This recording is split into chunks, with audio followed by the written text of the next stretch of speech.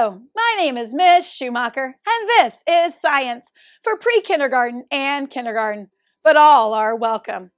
Today, we are studying the desert. Let's get started. We have quite the adventure today. We are headed to a habitat that cannot be found where we live in the Midwest. We are headed to a place that is very dry.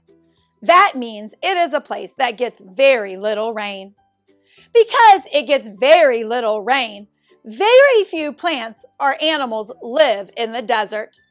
Let's take a look at where deserts are in North America, where we live. Here we are. Notice on this map, this represents where deserts are.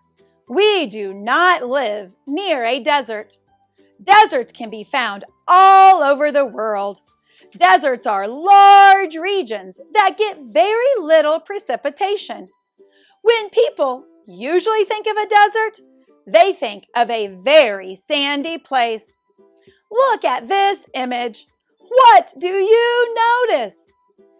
Can you see all of the sand? It almost looks empty. In science, we call that barren land. Because there is very little precipitation, rain or snow, it is very hard for plants and animals to live here. Let's explore a common plant that lives in a desert. Do you know what the name of this plant is? That's right, this is a cactus. What do you notice about a cactus?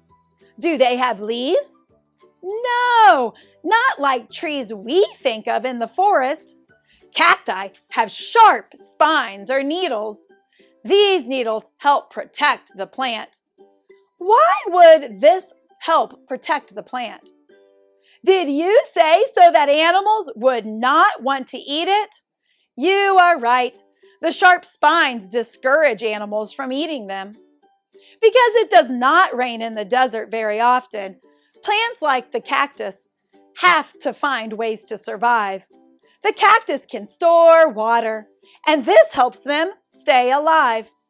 Let's look at a desert animal that has the ability to store water. Do you know what this animal is? Did you say a camel? You are right. This camel is a desert animal.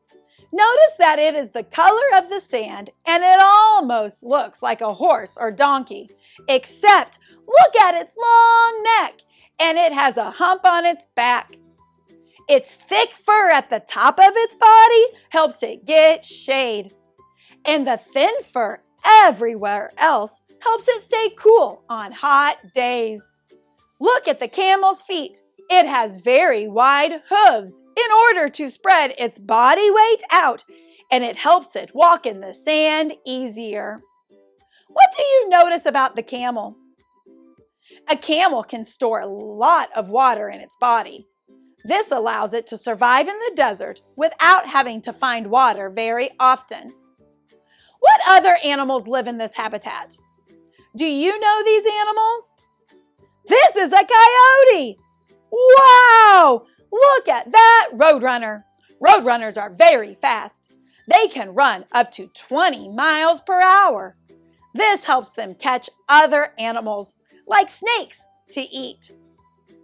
Do you know what animal this is? This is a jackrabbit. Look at its long ears. Its ears help it to survive in the desert by helping it stay cool. Let's look at one more animal that survives in the desert. This is a snake. Let's check in with our junior scientists and see how they have represented life in the desert.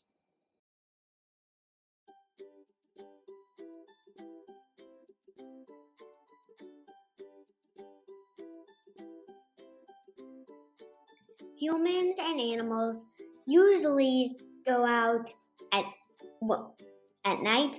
Sometimes when the sun is just setting, because then they can do everything then and go to bed.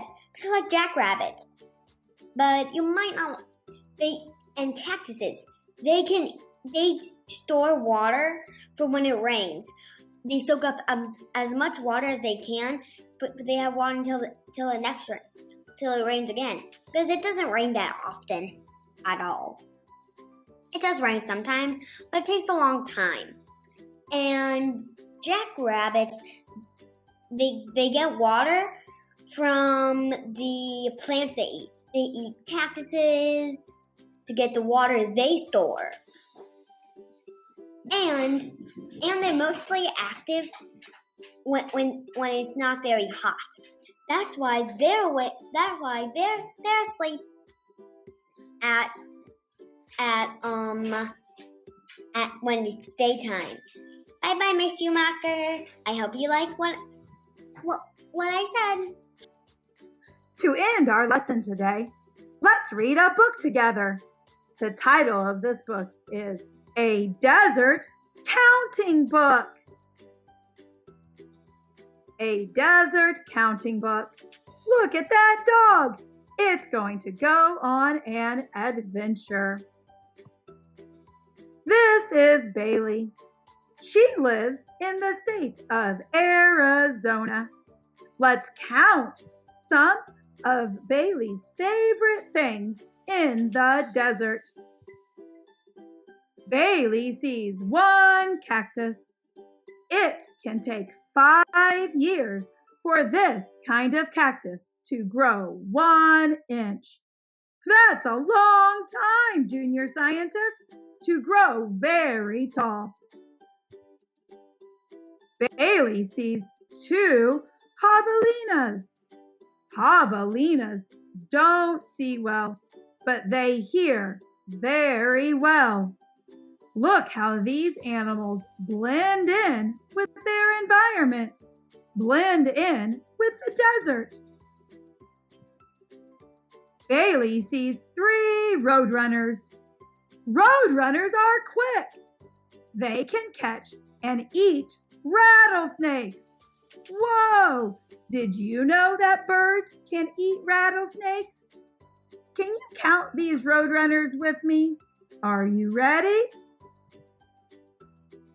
1, 2, 3. 3 roadrunners. Bailey sees 4 jackrabbits. Jackrabbits can run fast and jump high. Why would it be important for animals in the desert to run fast? Bailey sees 5 quails. Quails like to hide in the bushes. Look at these quails. They are a type of bird, but they do not live in trees.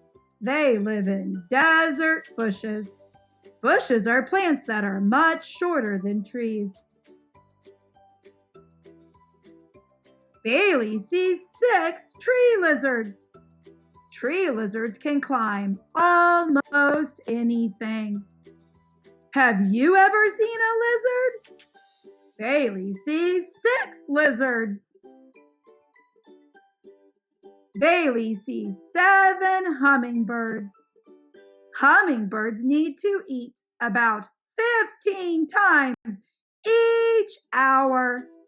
In this picture, can you tell what the hummingbirds are eating? That's right. They are getting food from the flowers of that plant. Bailey sees 8 desert flowers. Most flowers grow in the spring. These are the desert things that Bailey loves. How many things does Bailey love? Look at all of those plants and animals. Bailey has found a lot of life in the desert. What desert animals and desert plants do you see? That concludes our science lesson for today. It has been my pleasure having you in class. But your learning is not through. It is time to get active with Coach H. I am Miss Schumacher, and I will see you next week when we study the Arctic. Goodbye.